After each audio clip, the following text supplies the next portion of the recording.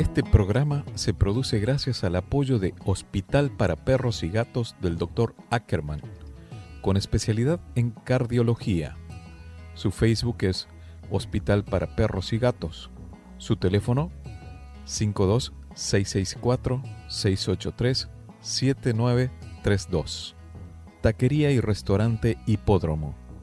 Con más de 50 años sirviendo los mejores tacos y platillos en la zona de Tijuana, San Diego.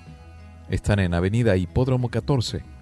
Su Facebook es Taquería Hipódromo y su teléfono 52-664-686-5275. Agradecemos el apoyo de Do It Business Center, con soluciones a la medida para hacer crecer tu negocio en el corazón de Zona Río Tijuana. Renta tu espacio para oficina o empresa en Do It Business Center. Agenda una cita en doitbc.com. Quisiera ser más bueno, pero a veces no me escucho tener lo que merezco. Ni poco ni mucho. Quisiera regalarte la sonrisa que me falta, aunque hable tanto y tenga poca palabra. Me dije Exorcismos, el origen y nuestros tiempos. ¿En qué creemos las personas? Ver para creer, dicen muchos.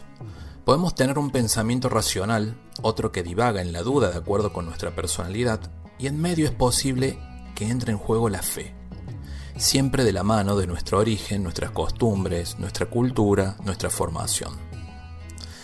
Si creemos en el bien y el amor, ¿en qué nivel existe y toma protagonismo la maldad, el oponente, el lado oscuro, como dicen las películas? ¿Crees en Dios?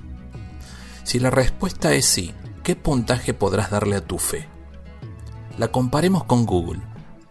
¿A quién le tenés más fe que te dé una respuesta? ¿Dios o Google? Cuando buscas algo inmediato. Esto te puede parecer un chiste o pensar a dónde va con estas cosas. El hecho es que sobre situaciones de la vida diaria, donde si estamos un poquito más abiertos y vamos más allá de lo que es una película de terror, reconocemos que el demonio ronda entre nosotros, en lugares, cosas, personas, animales. Sí, esos temas van más allá de una película y están en el día a día. Hace una semana más o menos nos reunimos a comer con un matrimonio de amigos. Todos en la mesa éramos psicólogos, somos psicólogos. Y entre un tema y otro, Lupita nos contó de un caso que no ha recibido en forma directa, pero del cual consultaron su opinión de unos audios y una fotografía de un niño como de unos 10 años más o menos. Los hechos indican que el niño en cuestión permanentemente está recibiendo ataques de entidades o de figuras que solo son visibles para él. Pide encarecidamente que lo defiendan, que lo saquen de esa casa, llegando al punto de querer hacerse daño físico. Yo escuchaba los audios, lo poquito que escuché, y me impactó, ¿no? Me quedo conmovido porque mientras dice que lo que está sucediendo, alguien del lugar le dice que no hay nada. Y es obvio, ¿no? Uno quiere calmar, pero ¿cuál es el equilibrio en todo esto? En una ocasión repentinamente tuvo una descompensación física, con fiebre elevada, lo cual terminó internado en una clínica de esta ciudad, y una amiga de Lupita le envía una foto del lugar mientras el niño descansa en su camita rodeado de los tubos de suero y algunos cables que medían su ritmo cardíaco. Tomé la fotografía en mis manos y al ampliar la imagen, como una especie de holograma, así como los que se ven en Disney en la casa de los espantos quienes han ido. Los tres pudimos ver imágenes de este niño que tanto dice que lo atacan, y ahí estaban esas imágenes. Eran varias. Uno podía creer o no, porque parecían justamente un holograma. No supimos nada más del caso, es más, no sé ni el nombre, pero lo primero que nació en el corazón es rezar por él y su salud. Muchos son los pasos que hay que seguir para una valoración psiquiátrica en este caso: el entorno familiar, las costumbres, el lugar en el que viven y su historia, si era un bebé deseado o no. Son muchas cosas, son muchos pasos, pero todos requieren inmediatez.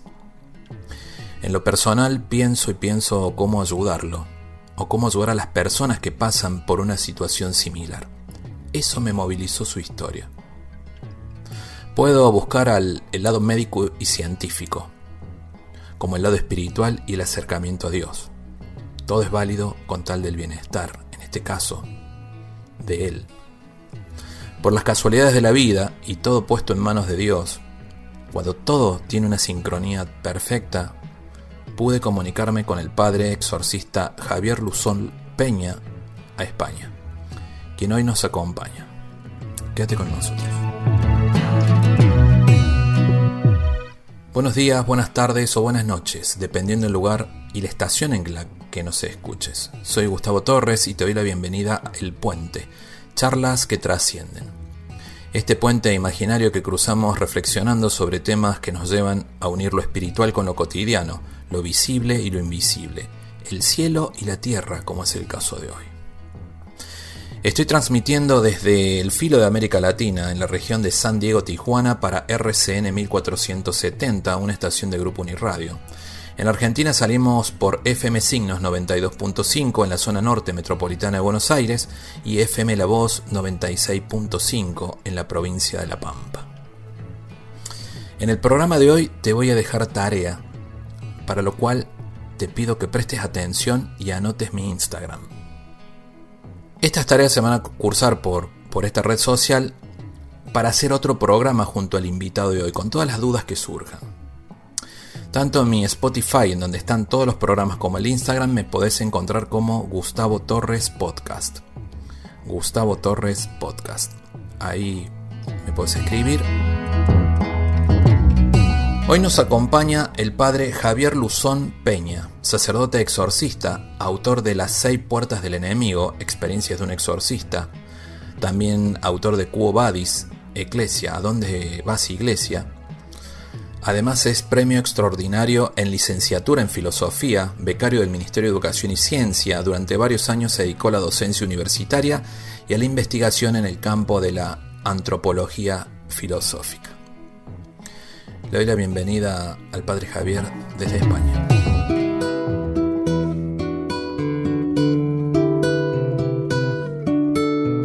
Pues muy bien, encantado de estar con ustedes y recién venido además de mis vacaciones, donde he estado muy centrado en acabar un nuevo libro que estoy con mucha ilusión. Todavía le quedan algunas cositas, revisiones y tal, pero en eso estoy.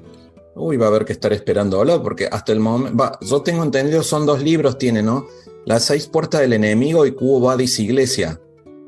Tengo 3. Tengo 3. Uno, sí, hay uno anterior, que es de hace 25 años, que es Amar con el cuerpo, es una antropología de la sexualidad, que recoge y desarrolla y pone ordenadamente la catequesis de Juan Pablo II los miércoles del año 79 al año 83 sobre la sexualidad. Entonces, su teología sobre el cuerpo humano. Luego, pues publiqué, eso es un libro técnico, ¿no? Que precisamente el que ha estado acabando ahora es la versión divulgativa. Muchísima gente me lo ha pedido porque es un libro para especialistas, entonces en clave divulgativa, y en eso he estado. Más en estos momentos me parece que es un tema que vale la pena reeditarlo, no en sentido divulgativo, por la confusión que hay tan tremenda que Juan Pablo II había visto y Pablo VI habían visto proféticamente, pero que ahora se ha hecho realidad, ¿no? El gran disparate. Luego publiqué el primer manual de exorcística que en la historia de la Iglesia, que se publica, que es de Las 6 puertas del enemigo, experiencias de un exorcista, que ya está traducido al inglés. Desde hace unos meses ya está circulando, se encuentra muy fácilmente en inglés en The Six Doorways of the Enemy, por la plataforma buscalibre.com. También hay otras plataformas que lo distribuyen, pero esta es la más económica, por eso yo la recomiendo más en tema de gastos de envío, y además llega a todas partes del mundo, o sea que sí. Como hay otras que hay sitios donde no la distribuyen, esta llega a cualquier parte. Buscalibre.com. Buscalibre.com. Y luego, pues hace año y pico, saqué este libro el de Quo Vadis, Eclesia, ¿a dónde vas, Iglesia? Celebrando en falso los sacramentos, en el que se explica en qué situación hemos llegado. y de dónde viene. Es decir, estamos en una gran apostasía. Eso, ¿cómo se ha producido? Se ha producido porque en el siglo XIV empieza un movimiento de alejamiento de la Iglesia por unas inconductas por parte del Papa, de los papas, y 40 años fuera de su diócesis, cediendo a la política, luego 60 años de cisma, 2 papas, 3 papas, ¿no? El siglo XIV fue tremendo y empezó un movimiento de alejamiento de la Iglesia que primero el Renacimiento rechaza culturalmente las raíces cristianas, se fundan los valores paganos, después Lutero rechaza la Iglesia en 1517, después la masonería en 1717, 200 años después rechaza a Cristo, ahora la luz del mundo es Lucifer, no Jesucristo, y en 1917 el comunismo, la revolución marxista, rechaza a Dios. Antes, en el siglo XIX, los maestros de la sospecha habían dicho, Marx, Freud y Nietzsche, que Dios es un enemigo de nuestra felicidad. En el plano social, Marx; en el plano sexual, Freud; en el plano de la autorrealización, Nietzsche, ¿no? Y después de 50 años de la revolución comunista se produce una revolución sexual que es más profunda todavía, que va a destruir la familia y hasta los niños, ¿no? Y que acaba pues en el transhumanismo, que es lo que estamos ahora, la destrucción del hombre, ya el rechazo del hombre, y un proceso que ya digo que empieza ahí, y que esa mundanización del siglo XIV tiene como antecedentes que en el siglo V, al final del siglo IV, la Iglesia se convierte en una religión estatal, en contra, como decía Benedicto XVI, en contra de su naturaleza. Y por desgracia, decía Benedicto XVI, la Iglesia se convirtió en una religión estatal, en un fenómeno cultural, ¿no? Esas palabras de Benedicto son muy luminosas porque, bueno, pues eso es el punto de que empieza ahí a haber una mundanización que va afectando a la Iglesia, que acaba en una serie de problemas a finales del primer milenio, que trata de remediar Gregorio VII, diciendo ahora los obispos no se eligen en sus diócesis para que no influyan los señores feudales, sino que los voy a elegir yo, y eso tuvo un efecto benéfico, pero también tuvo unos efectos negativos, porque esa no es la eclesiología de Jesucristo.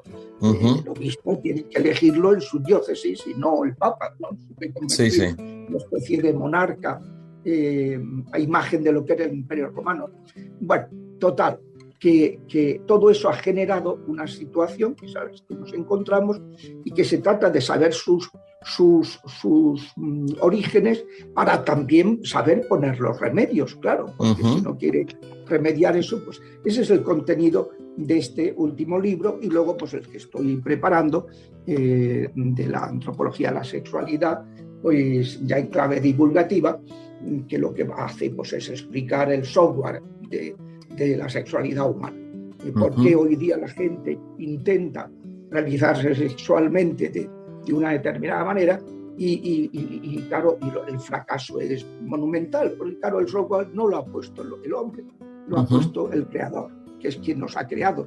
Entonces, pues cuando eso no se respeta y no se entiende en el sentido de amor nupcial del cuerpo humano, pues entonces el fracaso es estrepitoso, que es lo que estamos ahora mismo. Ahora mismo es lamentable, pero aunque los niños, los chicos te digan que son casi todos los jóvenes son bisexuales, y otros, peor todavía, son fluido, o sea, que ya es que no tienen una estructura fija, sino que ahora les atrae una cosa, dentro de un rato otra, dentro de otro rato otra, fluido, ¿no? Claro, es terrible, ¿no? Y eso, ¿cómo ha salido? Bueno, pues todo eso hay que saberlo explicar, entender. Yo soy antropólogo y primero me dediqué a la antropología filosófica hasta que me alcanzó la vocación al sacerdocio, y luego me dediqué a la antropología teológica, cuando ya saqué el doctorado en teología y tal, y eso. Y bueno, pues ese es en lo que estamos. Todavía me quedan 2 libros, tengo 2 libros que parece que tengo que, si Dios me da salud, que quiero sacar, porque son 2 problemas que tiene la cultura occidental, muy graves, libros breves, y uno, la cultura occidental, y otro que nunca ha explicado lo que es el espíritu, y otro, un problema que tiene la Iglesia, es que hay muchos movimientos que presentan que desnudarse de la propia interioridad, que es algo positivo. Sí, sí, sí. Y eso es una aberración, ¿no? Pero bueno, eso ya, si Dios me da salud, pues procuraré escribir. Seguramente a su tiempo saldrá y lo vamos a estar todos esperando. Me quedaba pensando esto que comentaba de la sexualidad y que hay mucha gente en la sociedad, parece que se fuera dividiendo, ¿no? Personas a favor, otros no, y cuando alguien piensa diferente pareciera que está en contra. Así que esté en contra de todo. Previo a comenzar el programa hablaba con usted por un tema que ahora tocaremos un caso, pero en esta búsqueda de la sociedad de una felicidad que pareciera que no encuentra, un sentido de la vida que no encuentra, se empieza, me gusta hablar en plural, le decía, le había escrito a usted, ¿no? Nos empezamos como a buscar por todos lados diferentes respuestas que a lo mejor están en nuestro interior. Y pareciera que el ser humano se cierra a la fe en eso, porque se quiere centrar más en la libertad, entendiendo libertad cada uno, según el concepto, pero hacer de todo. Y eso nos lleva a exponernos ante películas cinematográficas. Lo veamos de esa manera. Y ahora estoy hablando en un lugar, a quien esté escuchando cuento, porque siempre edito, saco sonido y empezó a ladrar el perro al lado. ¿Viste? Acá donde estoy hay perros. Y siempre que alguien va a hablar de estos temas, cuando he hablado y he abordado, pasa algo que se corta, que se borra, que esto. Entonces, lo que usted me propone, ¿qué le parece si hacemos una oración? Y vamos a hablar de su libro, Las 6 puertas del enemigo, y todo esto del exorcismo. Muy bien, pues nos encomendamos al Espíritu Santo. Ven, Espíritu Santo, llena nuestros corazones y enciende en ellos el fuego de tu amor. Envíanos, Señor, tu Espíritu y seremos recreados y renovarás la faz de la tierra. Oh Dios, que has iluminado los corazones de tus fieles con la luz del Espíritu Santo, concédenos que con la fuerza de este mismo Espíritu saboreemos las cosas rectas y gocemos de sus consuelos. Por Jesucristo nuestro Señor. Amén. Amén. Y le pedimos a la Virgen Santísima, a San José, que intercedan por nosotros, a San Miguel, que proteja esta comunicación de interferencias satanistas, y a San Gabriel, que es el patrono de las comunicaciones, que es el patrono de mi parroquia también, pues que él se ocupe de la transmisión para que estas cosas que dice usted que suelen suceder cuando se tratan estos temas, y es así, pues que él se encargue de ellas. Sí, parece casualidad, causalidad, pero se nos ha cortado el internet, se corta la llamada, ladran los perros. No nos vamos a distraer. Padre, estaba viendo los temas, algunos de los temas de su libro, y le quiero preguntar por algunos puntos. Habla de la liberación del pecado y sus consecuencias psicosomáticas. Eso por un lado. Pero no sé si usted quisiera hacer una introducción de qué es una posesión, de qué es cómo se va dando, uno se puede exponer a esto. Y este es un programa para usted, no quiero yo interferir mucho, ¿no? Pero le comentaba de un caso de un niño que llega con una situación para hacer una valoración con un psiquiatra porque ve cosas. En una situación muy difícil, en donde llega a hospitalizarse, y nadie le cree que ve cosas, y un poco analizando una fotografía, siempre digo, así como en Disney se ven las holografías, creo que se dice, en la casa del espanto, que se ven que van, que vienen y que todos, parece que estamos dentro de una película, de la misma forma se ven ciertas imágenes al costado del niño en el hospital. A mí me genera la duda si realmente lo está viendo o no, según mi punto de vista, si está viendo algo y nadie le está creyendo. ¿Cómo empezamos esta charla? Pues mire, yo empezaría la charla explicando, tratando brevemente por qué en el siglo XX, y todavía estamos en ello, se negó la existencia del demonio. cuando uno tiene un problema que piensa que ya no es normal, sino que es paranormal, que piensa que no es una cuestión natural, sino preternatural, pues, y va a un sacerdote, tiene un porcentaje altísimo de probabilidades de encontrarse con un sacerdote estupendo, pero que le dice que vaya al psicólogo o al psiquiatra, porque eso no existe. Que eso es una cuestión psicológica. Bueno, pues eso hay que explicarlo porque, a ver, yo no soy ningún alucinado, o sea, no soy ningún iluminado, no, soy una persona muy racional, ya les he dicho antes que soy filósofo, sí. y además de luego ya pues entré en el ámbito de la teología, pero primeramente pues mi carrera civil fue filosofía y letras, y además la hice a fondo y en fin, pues que algo pues que lo he disfrutado mucho. Y dice, bueno, por tanto no soy nada propenso a creerme en nada así que no esté acreditado, ¿no? Que no sea racional, ¿no? Que no sea... Bueno, entonces, ¿qué sucede? Pues cuando el racionalismo, que es una corriente de pensamiento que empieza con Descartes, se podría decir, dice pienso, luego existo, esto es la mayor calamidad de la cultura occidental, porque da relevancia solamente a la mente, a la psique, y todos los aspectos afectivos y los aspectos espirituales los margina completamente. Eso ha ido acentuándose con otros pensadores como Hume, el empirista Hume, que piensa que todo lo que no se pueda experimentar con las manos, con los sentidos, eso no existe. El positivista Comte, que lo traslada al ámbito social y luego pues ya eso se ha ido implantando en la psicología moderna del siglo XIX, que se postula como algo holístico. Holístico significa que él lo explica todo, mi corriente, mi línea de pensamiento psicológico, mi escuela lo explica todo y no existe ninguna explicación de índole superior. Por eso rechazan los religiosos, rechazan el espíritu. Cuando eso se introduce en el siglo XX en el ámbito de la religión, en el sentido de que las corrientes del judaísmo talmúdico, las corrientes del protestantismo y corrientes dentro del catolicismo niegan la existencia del espíritu y de lo sobrenatural, y se hace una lectura de la Biblia racionalista, quitando todo lo que sea sobrenatural. Por tanto, hay un milagro, no, esos son creencias ancestrales de gente ignorante. Se habla de un demonio, esos son atribuciones de gente ignorante, de cosas que no sabían explicar, pues ahora tal.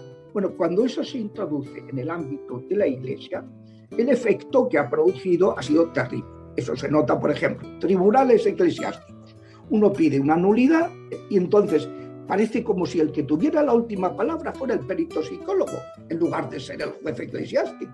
No diga usted el perito que aporte su peritación, pero no. Una persona está con problemas de tipo que piensan que son malignos y lo mandan primero al psicólogo y entonces pues parece como si tuviera la última palabra. No, mire usted, como dice este papa entiende bastante de este tema y ha hablado mucho, hasta el punto de que los obispos de Estados Unidos han publicado un libro, la Conferencia Episcopal de Obispos de Estados Unidos, han publicado un libro que se llama Rebuking the Devil, reprendiendo al diablo, donde recogen las catequesis de Francisco sobre el demonio. Y me consta que él tiene experiencia porque yo he tenido una paciente que fue a él y él le dijo, vaya Mancuso, cuando estaba de arzobispo de La Plata. De Buenos Aires, que acaba de fallecer. Carlos padre. El padre creo que Carlos Mancuso. Sí, qué pena. Mancuso, que rezamos por él en este momento, pedimos por su eterno descanso, y un hombre estupendo, un hombre que trabajó beneméritamente al servicio de las almas en una época además en que un exorcista era considerado como una especie de lobo estepario, ¿no? De personaje extraño, ¿no? ¿Por qué?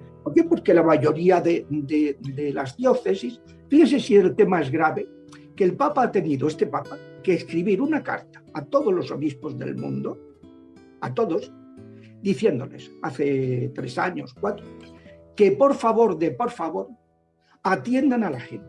Que en Roma, en el dicasterio del culto, que es el que se ocupa de los sacramentos y sacramentales, el exorcismo es un sacramental, que en el dicasterio del culto y en los sacramentos están hasta el gorro, el Papa no lo dice así, pero vamos, sí. Lo viene a decir, están hasta el gorro de denuncias a obispos por no atender a la gente, por decirle, vaya usted al psiquiatra, pero oiga usted, si el psiquiatra, yo ya están 20 psiquiatras, y todos me han dicho que esto no es de mi competencia, vaya usted a un sacerdote. Pero aparte, el Papa explica, concretamente dio un discurso sobre ese tema en el año 2017, a la penitenciaría apostólica, que es el dicasterio que se ocupa del foro interno, de la conciencia, en el Vaticano, pues les dio un discurso en su congreso anual sobre foro interno, que era ese año, espiritualidad y psicología, psiquiatría. Y entonces el Papa les dijo, uno de los mayores errores que cometen los sacerdotes es que llega una persona con problemas psicológicos y descartan que además de lo psicológico pueda haber algo de tipo espiritual, porque los demonios son perezosos. Se cortó un poquito ahí, que descarta que haya algo de tipo espiritual, dijo. Sí, que descartar que porque haya una afección psicológica pueda existir también un ataque espiritual. Y dice el Papa, y es que pueden ir juntas las dos cosas, porque los demonios son perezosos y aprovechan la debilidad psicológica de la gente para atacarla también espiritualmente. Y se pueden dar las dos cosas. Y entonces un problema que tiene una triple dimensión, ¿me escucha ahora? Sí. Es pues una triple dimensión física, pues necesitará ir al psiquiatra que le dé una medicación. Psíquica, necesitará ir al psicólogo que le ayude unas pautas de conducta para enfocar sus reacciones que a lo mejor están un poco alteradas. Y espiritual, para pedirle a Dios, que es el mejor médico, que sane a esa persona y que lo libere de los ataques de los espíritus malignos. Bueno, pues el principal problema que tenemos en la Iglesia es, mire usted, Cristo hizo solo 2 cosas en su vida pública. Bueno, hizo 3. Tirarse 30 años viviendo como nosotros para enseñarnos lo que es ser un hijo de Dios. Y luego una segunda cosa, que es 3 años de ministerio público, para fundar lo que es la Iglesia. En esos 3 años hizo nada más que 2 cosas. Anunciar el reino. El reino es, ustedes tienen que el Dios que nos ha creado nos ama infinito, hasta el punto de que me ha enviado para morir por ustedes y quiere perdonar. El reino, el perdón de los pecados. Es lo primero que anunciaba. Segundo, como eso es algo de índole espiritual, que no se ve, lo que hacía era hacer signos visibles de la verdad de lo que anunciaba. De que eso es espiritual. Pongo un ejemplo. Le llevan a un paralítico en Cafarnaúm, a la casa de Pedro. Aquello estaba como el mercado de Túnez a las 12, de bote en bote. No se podía entrar. Y los que llevaban al paralítico en una camilla se subieron al tejado, quitaron las tejas y lo descolgaron delante de Jesús. Y dice el Evangelio, Jesús, viendo la fe de aquellos hombres, no la del paralítico, que se ve que el paralítico no tenía ninguna fe, sino la de esos hombres, pues le dijo al paralítico, perdonados son tus pecados. Y la gente dice, pues sí, hombre, pero ¿a qué viene esto? Si se lo han llevado a que lo cure, no a que le perdone pecados. Además, ¿quién puede perdonar pecados si no solo Dios? Y Jesús les dijo, para que sepáis que el Hijo del Hombre, era él, el Hijo de Dios hecho hombre, tiene poder en la tierra para perdonar pecados, por ser Dios, claro. A ti te lo digo, toma tu camilla y echa a andar. Una vez que le perdonó los pecados, que le quitó su falta de fe, su pecaminosidad, entonces es cuando lo cura, lo sana. Van las 3 cosas a la vez, lo psicológico, lo físico y lo espiritual. Y los problemas hay que afrontarlos. Y entonces Cristo anunciaba el reino y luego curaba a los enfermos y expulsaba a los demonios. Él mismo lo dijo. Le acusan de que echa demonios por el poder de Belcebú. Y dice, si yo echo demonios por el poder de Satanás, que son distintos, Belcebú es uno secundario, Satanás es el jefe, pues si yo echo el poder, echo los demonios, es que el reino de Dios ha llegado a vosotros. Y por eso él hacía esos signos visibles. Cuando veía a la gente que curaba enfermos y que expulsaba demonios, no les quedaba la menor duda de que ahí había algo divino, porque eso no es capaz de hacerlo ningún ser humano. Lo que menciona esto de la fe, padre, lo escuché en una charla que no sé si otro sacerdote lo regañó no sé si fue su primer exorcismo, usted corríjame, yo lo escuché y me visualicé con usted que hablaba que la fe es tener fe sobre lo que no ve, y usted estaba viendo algo y cómo le decía, ahí está tu fe, ¿dónde está tu juego? Eso fue lo siguiente, en unos ejercicios espirituales para sacerdotes, el predicador habló de una serie de temas. Y hubo uno de los presentes que dijo, uy, qué antiguo, que todavía se hable del demonio, si eso no existe. Entonces hubo un sacerdote de los presentes que se indignó porque un hermano suyo había fallecido por un ataque diabólico. Habían hecho un trabajo y acabó con la vida de ese hombre. Y entonces le dijo al predicador que él quería dar un testimonio, que además un testimonio que escuchándolo no te quedaba la menor duda de que aquello era algo diabólico. Bueno, entonces el predicador dijo, bueno, vale, pero como están asistiendo a estos ejercicios varios exorcistas, que ellos expliquen un poquito. Entonces nos pidió a dos. El otro explicó un poquito cómo es el ministerio y luego me tocó a mí. Y cuando yo intervení, que era justo después de comer, y la gente estaba en la hora de la siesta, pues más bien tendiendo a dormirse, digo, a ver cómo los despierto yo a estos. Y entonces empecé mi intervención diciendo, hermanos, yo tengo un problema desde que estoy ejerciendo el ministerio exorcístico, y es que estoy perdiendo la fe. Dieron un respingo en los asientos y diciendo, pero hombre, ¿qué dice este hombre que se está perdiendo la fe? Digo, sí, porque fe es creer lo que no se ve. Y como yo ahora estoy viendo todo lo que antes creías sin verlo, pues ya no necesito fe. Ahora es que lo veo. Ahora estoy viendo el poder de la Virgen Santísima, el amor que nos tiene, el poder de la intercesión de los santos, cómo los demonios mienten, cómo nos engañan, cómo tal. O sea, muchas cosas que las hemos sabido por el catecismo, pues de pronto empiezas a verlas. Entonces ya no necesito fe, por así decirlo, para en ese sentido lo decir. También contaba otra parte que había tenido miedo en una vez que una persona lo vio a usted creo que estaba de vacaciones, que cuenta, ¿no? Entonces en un pueblecito pesquero, que es el segundo puerto pesquero más importante de España, se llama Isla Cristina.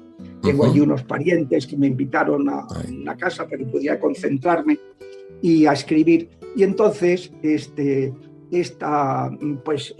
yo ayudaba en la parroquia, celebraba una misa, y entonces la misa de domingo que celebré, pues trataba precisamente de este tema. Y al acabar se me presentan dos mujeres en la sacristía.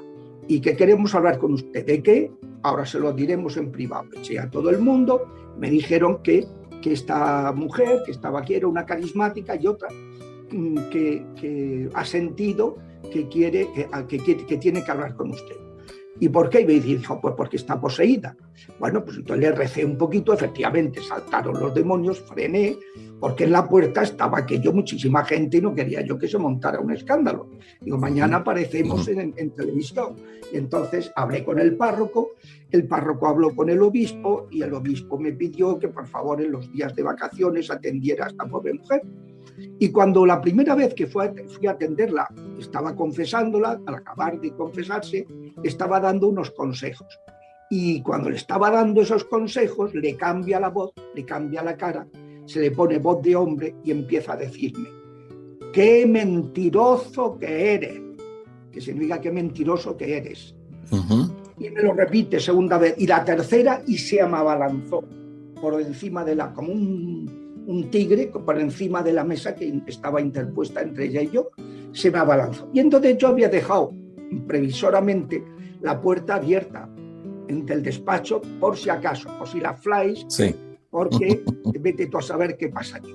Y entonces, pues yo salí zumbando, para que no me pillara, y fui a ver a los 3 personas de la renovación carismática que me iban a acompañar, pues que por favor que vamos a reducirla porque ha entrado en trance.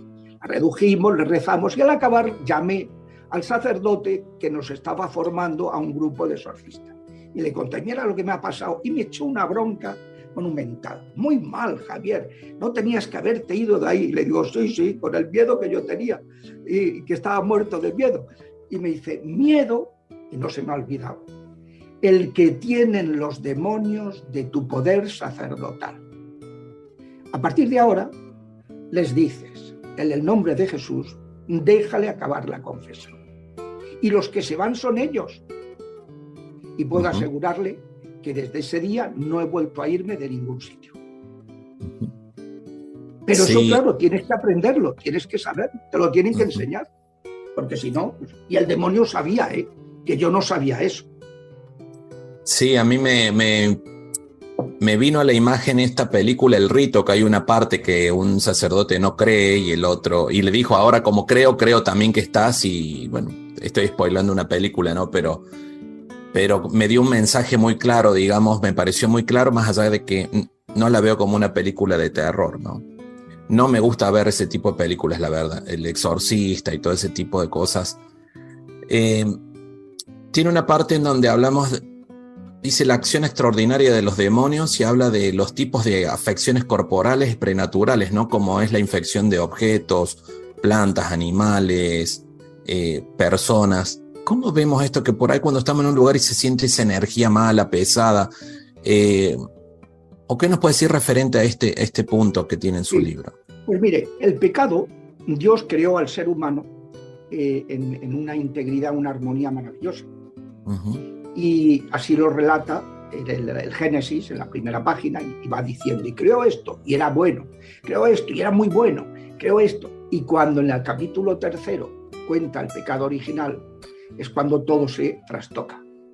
El pecado tiene consecuencias normales, diríamos, que como les pasó a ellos, empezaron a llevarse mal, Caín mata a Abel, ellos se tienen que vestir, ya no se fían el uno del otro, se vuelve su naturaleza mortal, que eran inmortales, ya no dominan la naturaleza, el machismo, los explica ahí en la primera página de la Biblia, que el machismo es consecuencia de ese pecado. Él te dominará, dice, él te dominará, es como consecuencia del pecado, la tierra te negará sus frutos, es decir, empiezan una serie de consecuencias normales del pecado, que son los efectos ordinarios. Cristo, que es el Mesías, pues es enviado para librarnos del pecado y de los efectos ordinarios también del pecado. La enfermedad, del miedo a la muerte, nos trae la resurrección de la carne, que eso se producirá al fin del tiempo, etc.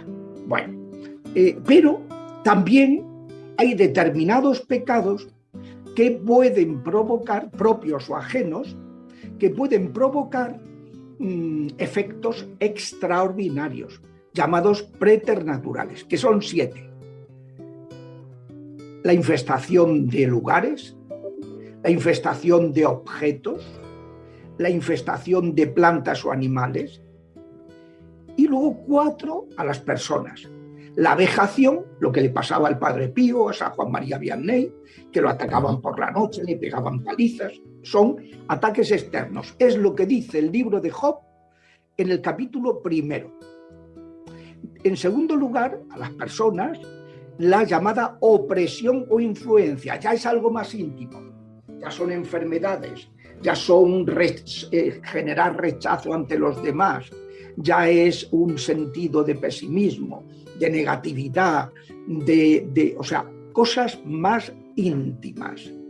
Eso se llama opresión o influencia. Es el capítulo 2 del libro de Job, donde ya le ataca a él. Tercera afección diabólica, más íntima todavía, la obsesión diabólica, que hay de 2 tipos, mental o emocional. ¿Cómo sería? En este lado está la racionalidad y en este lado está la emotividad. Mental o emocional. Es ese ataque, por ejemplo, mental, pues una obsesión que el psiquiatra A mí me han venido varios pacientes que dicen, vengo del psiquiatra, me han mandado con usted, él dice que es ateo, pero que lo que yo tengo no es de su competencia, porque él dice que ese trastorno obsesivo que tengo, ese TOC, él a sus pacientes les pone un tratamiento médico y en 4 meses los ha estabilizado. Y conmigo no consigue nada, estoy cada vez peor. Entonces, pues, y me decía, vete a un sacerdote, porque esto además los temas que te obsesionan son muy raros, decía él, ¿no? Bueno, pues eso, obsesión diabólica mental. Pero existe también la obsesión diabólica emocional. Por ejemplo, el amarre. Una chica quiere destruir un matrimonio para ir a atrapar al varón, y entonces va al brujo, le hace un trabajo, le hace un amarre que se llama, y te encuentras cosas de las más pintorescas. Yo me acuerdo, no hace muchos años, de una madre que me decía, es que mi hijo no la quiere, me lo dice, mamá, yo no la quiero, pero no la puedo dejar. No la puedo dejar, está amarrado. Bueno, eso es otro tipo de afección preternatural. Y finalmente está la posesión física, que puede entrar por el inconsciente cuando se ha producido en el embarazo o en los primeros años de vida, en los primeros meses de vida extrauterina. Segundo, puede estar en el subconsciente cuando se ha producido por traumas y abusos y malos tratos desde la infancia, o puede estar en el consciente, que la persona haya sido atacada y que por cosas que ha hecho, por errores que ha cometido, y que entonces pues y esa posesión, que hay momentos determinados en que los demonios pues toman posesión del cuerpo y le hacen hacer cosas y la persona no es consciente de lo que está haciendo, o sí es consciente pero no tiene control de su cuerpo. Esas son las 7 afecciones preternaturales. Y también Cristo fue enviado para librarnos de esos ataques preternaturales. Se llaman preter y no sobrenaturales, porque lo sobrenatural es lo divino, lo preternatural es lo angélico y lo natural es lo humano. Entonces, pues eso. Entonces Cristo vino y dio a su iglesia, si uno mira los evangelios, a sus apóstoles los manda de 2 en 2 y le dice curar a los enfermos imponiéndole las manos y arrojar demonios en mi nombre. Gratis lo habéis recibido, dadlo gratis.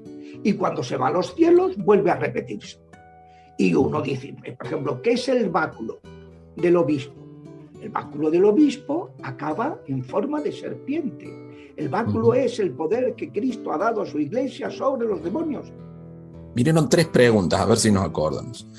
Una es que recuerdo también, porque lo estuve escuchando, ¿no? De la espada de San Miguel Arcángel, que tenía como ¿cómo se llama? La empuñadura muy pequeña, ¿no? Y vamos de la pureza que hay que tener como la de un niño para poder tomar la espada a la inversa. Y la humildad. Humildad de niño. Para tener la espada de San Miguel. Por otro lado, me voy a ir a un caso acá porque siempre vamos en lo que pasa y uno lo habla como si fuera una película. Los otros días me decía una persona que hay un sector de la ciudad en donde ven apariciones de niños y que escuchan ruido y que se le mueve. Hablamos como una charla de tantas que hay, ¿no? Y dice uno, lo que sucede que en ese lugar hace tiempo había una clínica que hacía abortos y aparentemente a todos los bebés o todos los abortos que realizaban los enterraban por ahí como que era un basural y ahora todo es un fraccionamiento. ¿Cómo es esto de todas estas almitas, ¿no? que quedan dando vuelta y cómo lo enlazamos con la pureza y la inocencia de un niño para tomar la espada de San Miguel? Bueno, pues es un tema también muy bonito porque es de los temas que yo me he encontrado. Mire, en la vida cuando morimos solamente hay 3 estados al que se puede llegar. Al cielo, si uno muere con santidad, ya purificado, lo cual es muy raro, porque todos necesitamos un poco de purificación, por lo menos. Y fíjese, el Padre Pío, que ha sido el gran santazo del siglo XX, su discípulo recibió la moción, como la revelación, de que había estado un tiempo pequeño, pero un tiempo en el purgatorio. Y había muerto purificadísimo. Pero eso, bueno, o bien vamos al cielo, bien vamos al purgatorio, o bien vamos al infierno si rechazamos la misericordia de Dios. En el purgatorio hay distintos niveles. Nosotros cuando rezamos por los difuntos pedimos, Señor, dales el descanso eterno y la luz perpetua. Brille para ellos la luz perpetua. ¿Por qué? Porque lo que necesitan los del purgatorio es paz y luz. Bueno, pues el estadio más bajo del purgatorio es de los que se llaman almas errantes. Esto, en la historia de la Iglesia hay cantidad de santos que han hablado de esto, los exorcistas hemos tenido muchas experiencias en ese sentido, en el tiempo que hemos ejercido nuestro ministerio, y hay gente que lo niega, no, esos son engaños del demonio. El Padre Amor, por ejemplo, hubo un tiempo hasta el año 96 que pensaba que eso no era verdad, que era del demonio, y a partir del año 96 rectificó y sacó un artículo que se llama Psiquiatría y Exorcismo, en el que explica que cree que sí, que no tenía vuelta de hoja.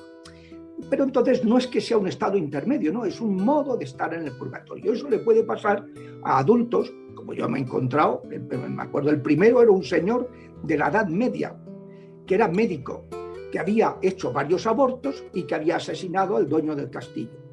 Y no se perdonaba, y no estaba en el purgatorio y no podía entrar en su camino de purificación, andaba como un alma. ¿En un exorcismo apareció? Sí, en un exorcismo. O sea, en el exorcismo, cuando tú echas a los demonios, de pronto hay veces que te encuentras que no sale del trance el poseído. Y, sin embargo, los demonios han ido porque los has echado. Y de pronto empieza a movérsele, por ejemplo, el hombro, o otros que ves que ya no son demonios, que es otra cosa, son entidades distintas. Y son almas del purgatorio que están perdidas, que todavía no tienen paz, no tienen luz, no saben ni dónde están, no se perdonan. Normalmente es que no han aceptado su muerte. Y están apegadas al mundo de los vivos. Y cuando encuentran a alguien que tenga mediumnidad es conexión con los muertos, porque ha sido atacado por la muerte. Esa mediumnidad puede venir o bien de familia, o bien de practicar la brujería, o bien de haber sido atacado por la muerte. Pues cuando encuentran gente que tienen mediumnidad, como les suele pasar a los poseídos, se manifiestan a través de ellos. Es una manera indirecta de pedir oraciones. Y entre esos personajes que me he encontrado muchos, lo que he disfrutado, entre comillas, más, es ayudando a los bebés abortados, porque me he encontrado muchísimos. Y entonces son chavales, ahora la neurología pediátrica ya sabe que los bebés en el seno materno conocen por medio de neurotransmisores y de hormonas, es decir, de una manera bioquímica, no es una manera cerebral, saben el estado de la madre. Y estos bebés saben que han sido asesinados, que han sido rechazados. Y entonces hay veces que han recibido una gracia especial de poder perdonar y entonces reciben el bautismo de deseo y se van al cielo, porque son inocentes, nunca han cometido un pecado. Pero hay otros que no consiguen perdonar y que están con un rencor que les impide entrar en el cielo, recibir el bautismo de deseo. Y de esos bebés me he encontrado muchos. Entonces, en sitios donde ha habido abortos, han enterrado tal, es totalmente lógico que haya ese tipo de cosas. Aquí en Madrid, por ejemplo, hay un antiguo hospital universitario que ahora es el ¿cómo se llama? El Museo Reina Sofía, que por las noches, en la parte de abajo, suele haber unas movidas que los de seguridad no quieren estar en ese museo, porque hay problemas. Y es que en ese hospital, hace muchos años, pues se debieron de asesinar bastante gente, envenenándola, se debieron de quitar de en medio a pacientes y todo eso. Y entonces hay almas errantes que están por ahí y entonces pues eso pasa. Pues no tiene nada de particular que en ese lugar no se hicieron tantos abortos, pues que estén todavía esas criaturitas, ¿no? Ahí sería muy bueno que algún sacerdote exorcista pues fuera y los ayudara a encauzarse en su purificación. Padre, este programa sale en Argentina, México, Estados Unidos, y en México hay ciertas ciudades, hablo en todo el mundo, ¿no? Pero puntualmente aquí la situación de violencia se cuenta en muerte violenta, cantidad de muerte violenta, y no estoy diciendo nada del otro mundo, haga cuestión de agarrar los periódicos y ver. Hay lugares en donde se presentan mucho estas situaciones con adultos. Esas almas que tal vez mueren y no se dan cuenta, como dice usted, ¿no? Lo del bebé. Pero a la vez forman parte de una vida muy agitada que han traído, por llamarlo de alguna manera. ¿Cómo se dan cuenta? Porque se transforman como en almas agresivas, tal vez.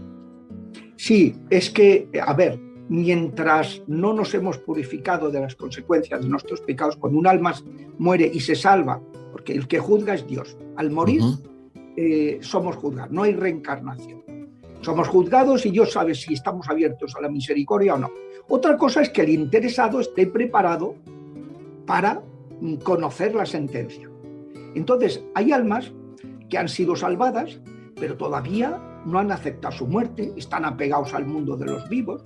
Es muy frecuente, por ejemplo, en padres de familia que han muerto sin dejar bien arregladas las cosas y que cuando esas personas ven que al morir los hijos se lanzan como buitres sobre la herencia y a pelearse entre ellos, no pueden descansar. Y entonces empieza a suceder, eso me ha pasado en muchas ocasiones, familias, casas, donde dicen, creemos que es nuestro padre. Y siempre les pregunto, ¿cómo va lo de la herencia? Y siempre hay líos.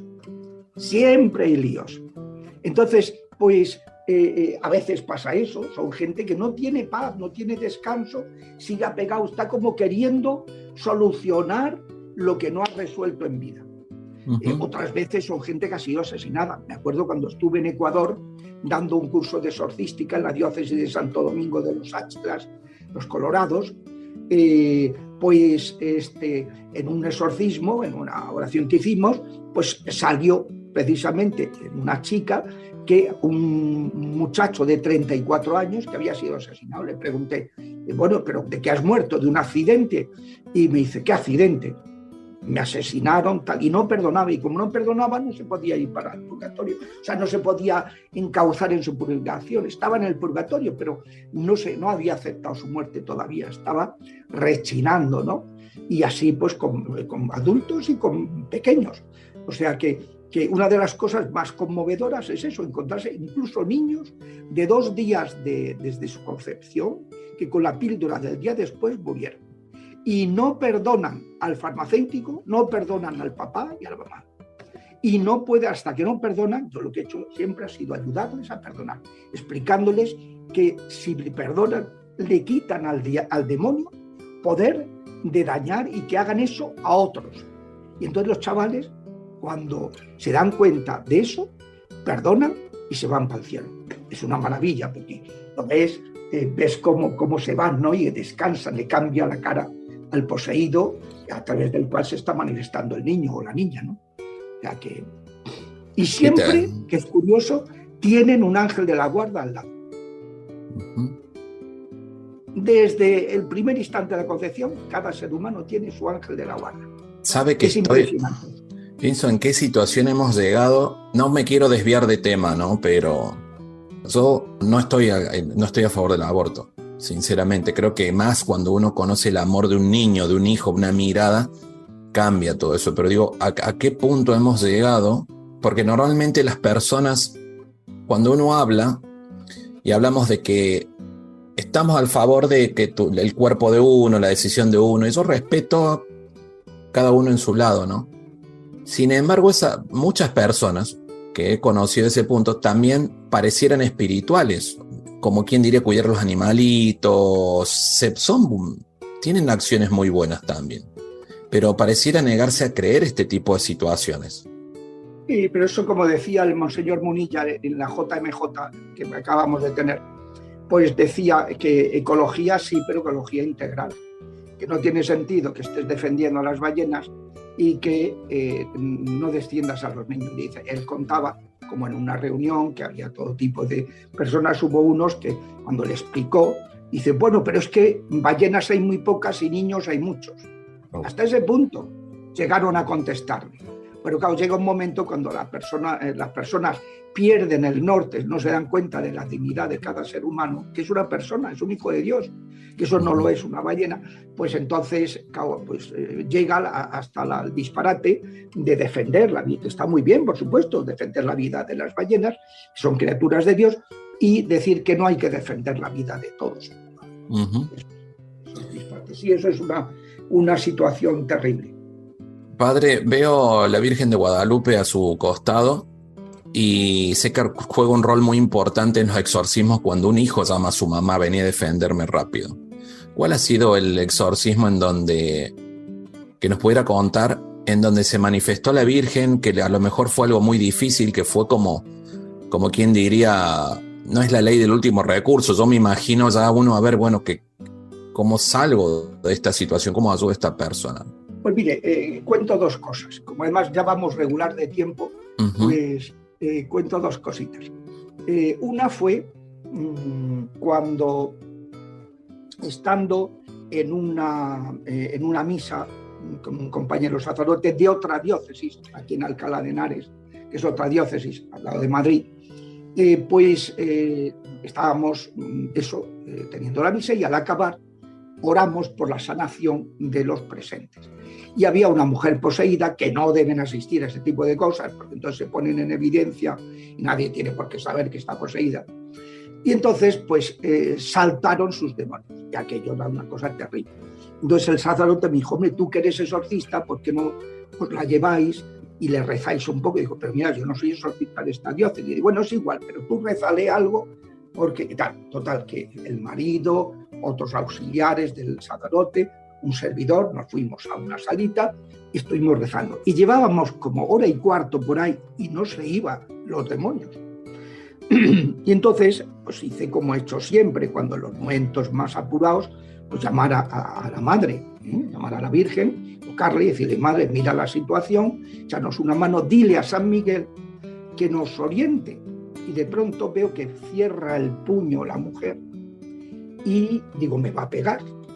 Pero no, levantó el puño como blandiendo una espada y dijo, alabado sea Dios Padre. Dijo, ¿esto qué es? Pues claro, lo dijo con voz de hombre, no era su voz. Los demonios no hablan así, no dicen esas cosas. Y entonces uno de los presentes cayó enseguida, que yo no había caído en la cuenta, y me dijo, padre, usted ha invocado a la Virgen para que mande a San Miguel, y es San Miguel que nos está enseñando cómo combatir al demonio. Y entonces, pues todos, al unísono, empezamos a secundar, a corear a San Miguel y a repetir, alabado sea Dios Padre. Y volvió a decir, alabado sea Dios Hijo. Y a los 30 y pico segundos de estar coreando a San Miguel, dio un grito terrible y se fue. Lo que no habíamos conseguido con las oraciones que habíamos hecho y que yo ya no sabía qué más rezar, pues la Virgen lo expulsó en un instante. Y luego quería contar otro caso, el caso que tiene que ver con la Virgen de Guadalupe, que fue cuando ella me nombró guadalupano. ¿Cómo fue, padre? Sí, pues estábamos en un exorcismo, era el día de la Virgen de Guadalupe de América, no la de España, que es el día 12 de diciembre, y entonces eran las 9 de la noche en España y eran las 3 de la tarde en el Tepeyac, en el santuario de la Señora. Las 3 de la tarde, la hora de la misericordia. Y en un momento dado, cuando había expulsado los demonios, que le cambia ya a la poseída, le cambia esta, y dice, y se oye una voz que dice, a través de ella, ha llegado el momento de tu liberación. Y el marido inmediatamente se puso de rodillas y me dijo, padre, es la Virgen, que él detectaba esas cosas, yo no. Y entonces, pues, dijo, no, ¿qué querrá la Virgen? Y entonces intervino, dijo una serie de cosas, dijo que el arcángel San Sebastián nos iba a explicar una serie de cosas sobre el combate contra la gula, que era importante en esa familia porque le afectaba a la mujer, y me dijo, y tú, aunque eres de la diócesis de Madrid, preguntó la hora, la Virgen, ¿qué hora es? Y yo digo, ¿a qué viene esto? La Virgen preguntando la hora. Y claro, luego lo entendimos, porque cuando la mujer poseída salió del trance, dijo, ¿y a qué hora ha sido? Digo, mira, muy fácil, a las 9 de la noche, porque la Virgen lo ha preguntado. Y ella, que era hispanoamericana, dijo, a las 9, las 3 de la tarde, la hora de la misericordia. La Virgen no ha dado una puntada sin hilo. Y entonces, pues me dijo, y tú, aunque eres de la diócesis de Madrid, a partir de ahora quedas nombrado guadalupano. Yo siempre había predicado mucho el misterio tan conmovedor de la Virgen, el diálogo con San Juan Diego, porque no estoy yo aquí, que soy tu madre, no estás bajo mi amparo, no soy yo vida y salud. Entonces, ¿por qué te afliges? ¿Por qué te preocupas? ¿No? ¿Por qué andas tan...? Y me parece que es tan conmovedor. Y luego, pues claro que ha sido un hito. A partir de ese momento, los indios entendieron el mensaje de la Virgen y no había habido conversiones, por más que los misioneros se esforzaban, y a partir de ese momento la fe se extendió en Hispanoamérica como un reguero de polvo. Es una cosa impresionante, ¿no? Entonces, le tengo mucha devoción y siempre que puedo procuro tenerla a mi lado. Padre, la última pregunta porque sé que está con el tiempo. ¿A qué se expone la gente y qué puede decir con todos estos juegos que hoy hay de la Ouija y todas estas cosas que pareciera que están muy a mano en la gente que está en la búsqueda de algo y lo ve como un juego? Pues mire, las puertas que utilizan los demonios para atacar preternaturalmente, porque uno puede preguntarse, ¿y por qué Dios, que es tan bueno, permite esto? Porque Dios nos ha creado libres y tiene que respetar la libertad. Y si nosotros le damos autoridad a los demonios a hacernos daño, Dios tiene que permitirlo. O si otra persona nos hace una maldición y le dan a los demonios autoridad, Dios tiene que permitirlo. Igual que pasa en otros muchos ámbitos de la vida, o bien por errores propios o ajenos. Hay un libro que se llama Padre Pío contra Satanás, historia de santos endemoniados, donde explica santos que han estado endemoniados. ¿Y eso por qué? Porque hay 6 puertas por las que entra el enemigo, que es el título que yo le puse a este manual exorcística, 3 de las que tenemos culpa y 3 de las que no. Las 3 de las que no son que nos hagan maldiciones, las heridas durante el embarazo y heridas afectivas, el trato con gente tóxica en la vida, y en tercer lugar las herencias de nuestros antepasados, que no se hereda el pecado, se heredan las consecuencias. Se puede heredar, igual que una familia se arruina a raíz de unas determinaciones de una persona, pues puede haber otro tipo de herencias por pecados gravísimos que se han cometido y que no se han retractado. El tema es que la persona no se ha confesado, no la retracta. Pero luego hay 3 puertas que las vimos nosotros. Una, el pecado grave, que es la primera puerta, la más importante. Por eso no hay sanación ni liberación sin conversión. Y por eso Cristo decía antes de sanar a una persona, primero le dio la conversión, le dio el perdón de los pecados. La segunda puerta es el ocultismo y la tercera es el rencor. El rencor es súper tóxico. Pero el ocultismo es terrible. Y hoy la gente, por ignorancia, está llena de amuletos, está llena de tatuajes, está llena de piercing, está llena de yoga, de reiki.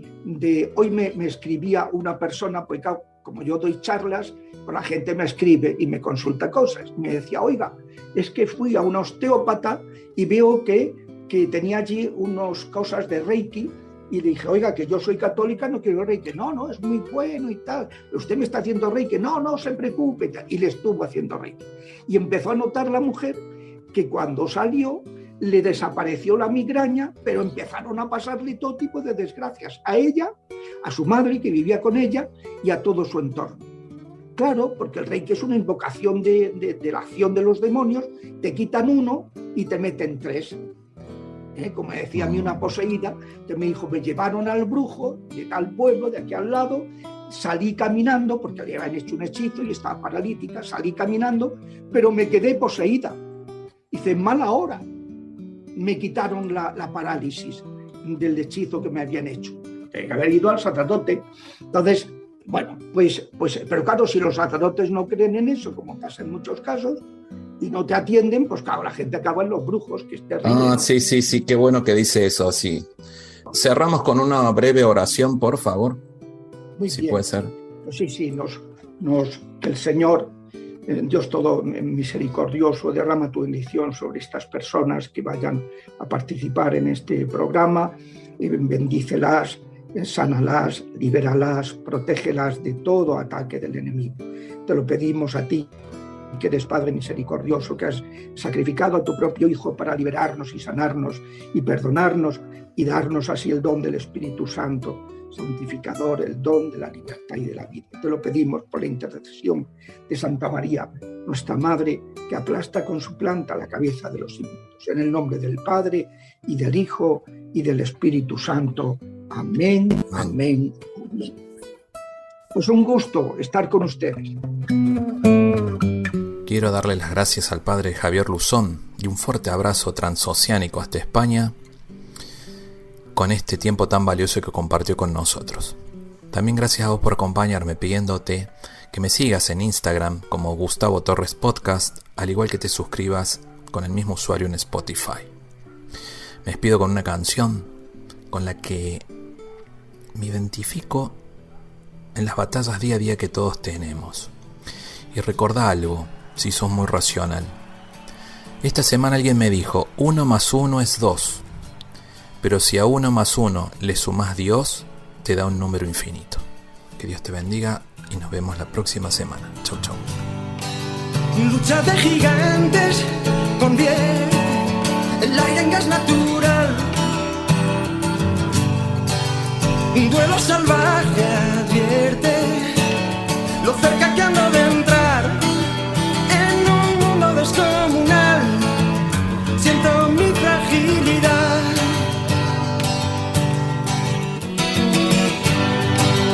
Vaya pesadilla, corriendo con una bestia detrás.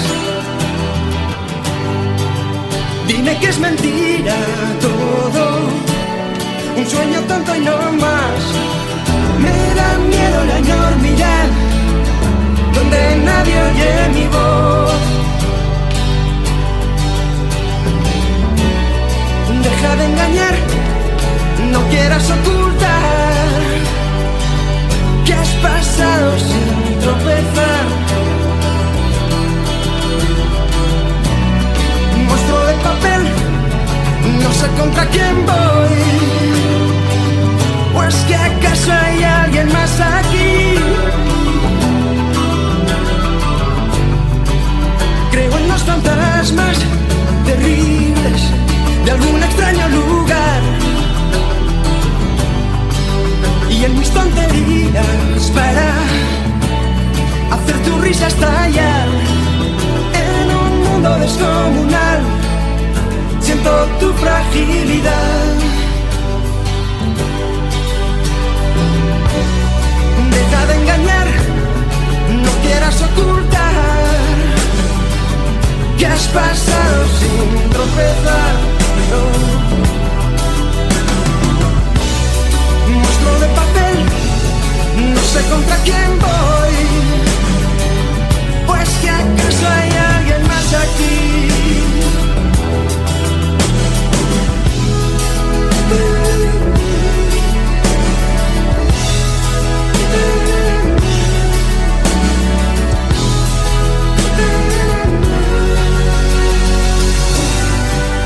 Deja que pasemos sin miedo.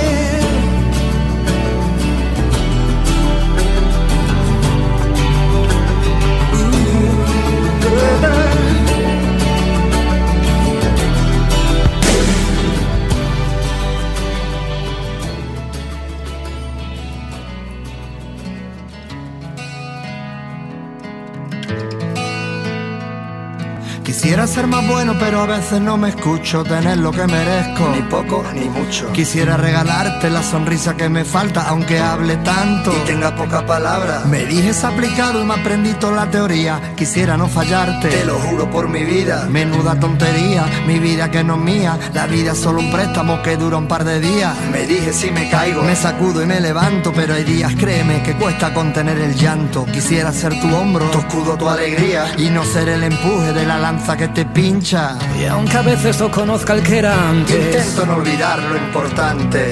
Ya sabes que aunque quiera nunca te devolvería aquello que me diste cuanto más falta me hacía. Y entregarte el corazón, que siempre lo lleves cerca. Si algún día me perdí, no dudes que estoy de vuelta. Y entregarte el corazón, dar todo lo que tenga. Bailaremos cuando llegue la tormenta. Quisiera ser la nota más alta que llegas cuando cantas matando el lamento, lamer tus heridas y secar tu tormento para que al final te rías y no solo hacia adentro. Quisiera ser la letra que sigues al pie, la misma en la que te sujetas cuando vas a caer. Quisiera ser lo que te vendo, los consejos que nunca mantengo, ni tengo pero que querría tener. Quisiera querer como quiero que me quieran, ni poco ni bastante, aunque me basta con que a mí me quieran bien. Que de tanto hacerlo me deshagan, rehagan y me hagan un lugar al que al final quiera volver. Y aunque a veces no conozco al que era antes, no pierdo de vista lo importante. Ya sabes que aunque quiera nunca te lo pagaría. ¿Cómo saldar la deuda? ¿Con quién te salvó la vida? Y entregarte el corazón, que siempre lo lleves cerca. Si algún día me perdí, no dudes que estoy de vuelta. Y entregarte el corazón, dar todo lo que tenga. Bailaremos sin temor cuando llegue la tormenta. Y sabrás que todo lo que quiero es lo que tengo para dar. Puedo tirar con tu cariño y con lo puesto, que no nos faltan nunca ganas de volar. Quisiera ser más bueno, pero a veces no me escucho. Tener lo que merezco, ni poco ni mucho.